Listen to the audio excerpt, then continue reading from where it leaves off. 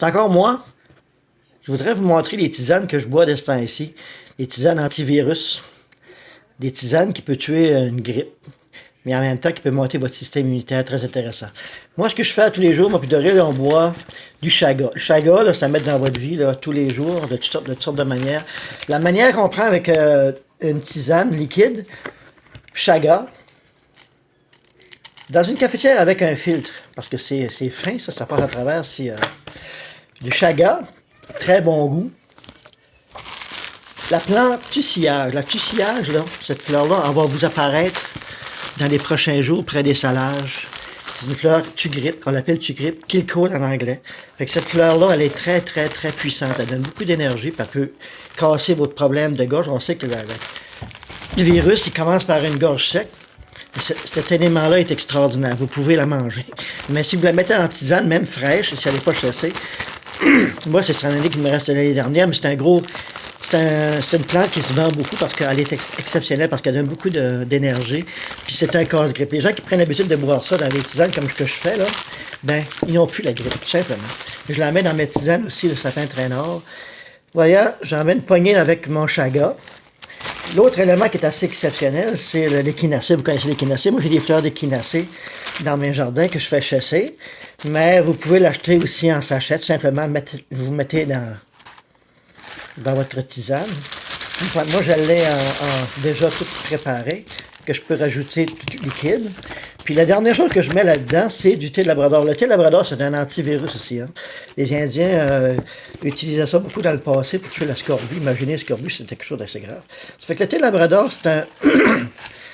Ça peut booster votre système immunitaire, c'est un nettoyeur de vos reins, mais c'est un goût exceptionnel. Thé Labrador, chaga ensemble, là, le goût est excellent. Il n'y a pas de thé vert, il n'y a pas aucun thé qui va battre ça. Ça fait que je vais faire 5-6 tasses avec ça dans une cafetière. Quand on va boire chaud ou froid le soir, s'il m'en reste un peu, je vais faire des glaçons. Je ne ferai jamais ça parce que c'est assez exceptionnel. L'autre façon que je vous recommande, c'est de faire bouillir. Moi, ce que je vais vous parler aujourd'hui, je vais vous parler de la noix d'avocado. La noix d'avocado, elle est assez extraordinaire. Vous coupez votre avocado, puis vous avez à l'intérieur de ça une belle noix que vous épluchez. Jetez plus ça, c'est un antivirus, ça. Pour les hommes, écoutez, ça a toutes sortes de propriétés. C'est vraiment bon aussi pour les articulations, les problèmes d'arthrite, d'arthrose et ces choses-là. C'est un booster aussi, c'est un booster naturel pour bien des choses, entre autres antivirus, mais c'est aussi bon c'est bon pour le sexe, en passant. Ça fait que vous mettez votre noix d'avocado à bouillir. Ce que vous trouvez au magasin actuellement, sans trop de difficultés, le chaga, là, c'est facile de trouver un peu partout. Tout le monde en vend. Moi, j'en vends, mais si vous pouvez le trouver en forêt actuellement. Du chaga, vous pouvez mettre un ail, une gousse d'ail, avec ça. Puis des racines de curcuma, là, puis des racines de gingembre. Vous trouvez ça facilement actuellement dans les magasins. Vous coupez ça en petits morceaux, vous rajoutez ça dans votre chaudron. Curcuma, là, fou. Alors, regardez sur Internet que c'est que ça vous donne. C'est incroyable, ces racines-là. Très, très bon. C'est un booster. Ça peut tuer beaucoup de virus, beaucoup c'est un antiviral. C'est bon aussi pour les articulations, pour beaucoup de choses. Ça fait que des racines, ces deux sortes de racines-là, avec ce que je viens de vous parler, extraordinaire. Si vous voulez trouver ça au magasin, n'oubliez pas là, votre avocado, là. Jetez plus ça, votre noix, là. Vous pouvez vous en servir à la râper, tout simplement. Vous pouvez la râper dans mettre votre alimentation. Vous pouvez la faire bouillir, la faire infuser de toutes sortes de façons. Mais allez sur Internet, vous allez voir, c'est extraordinaire. C'est une noix d'avocado, là. Moi, en plus, ce que je viens de vous parler, vous pouvez faire soit dans l'eau, faire bouillir, mais très lentement, pendant très longtemps. Plus longtemps que vous allez les faire infuser, meilleur que ça va être. Puis vous gardez ce eau-là, vous pouvez en prendre une tasse ou deux par jour, il n'y a aucune contre-indication, c'est très bon. Puis jetez pas ça, mais faites des cubes, ou bien gardez boire à froid le lendemain. Moi, je fais aussi avec l'alcool. L'alcool aussi, ça va permettre à certains éléments de sortir qui ne sortiront pas autrement. Ça va aller chercher d'autres propriétés différentes. Fait que ce que je fais ici, là-dedans, j'ai une gousse d'ail, j'ai du chaga, J'ai d'autres champignons que j'ai fait une belle découverte aussi. Mais ça, vous ne l'avez peut-être pas avec vous autres, mais c'est des antivirales. On parle de virus, c'est là. Des antivirales. Polypore du bouleau. Le polypore du bouleau, on le trouve beaucoup, il est en forêt. Il est très présent sur les bouleaux blancs qui sont en train de mourir, qui sont morts.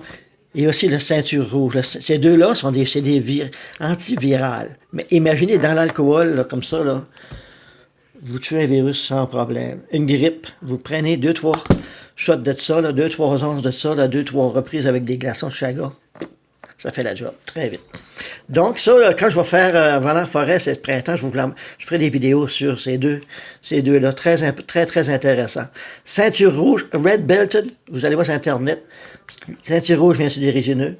Polypore du bouleau, comme le chaga, vient sur le bouleau blanc. Très intéressant. La ceinture rouge, voici ce que ça peut ressembler quand on le retrouve en forêt.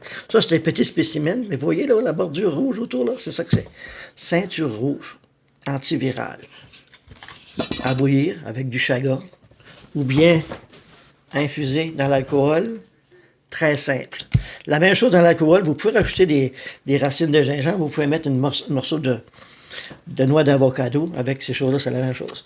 Moi, ce que je fais des mélanges des trois comme ça. Puis il y a des personnes, j'ai des clients, par exemple, qui avaient des problèmes de cancer, qui ont pris ça, puis c'est encore en vie.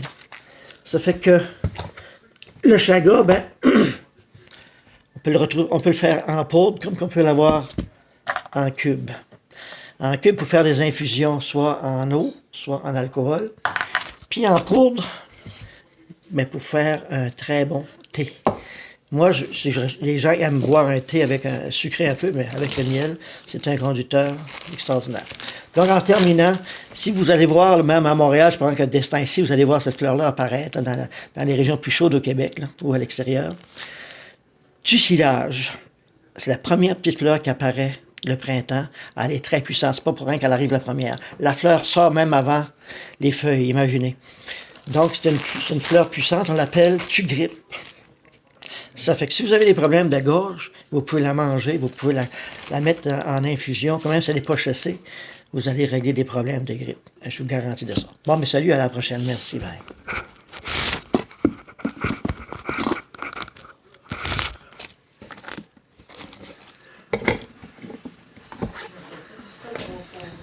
Hein?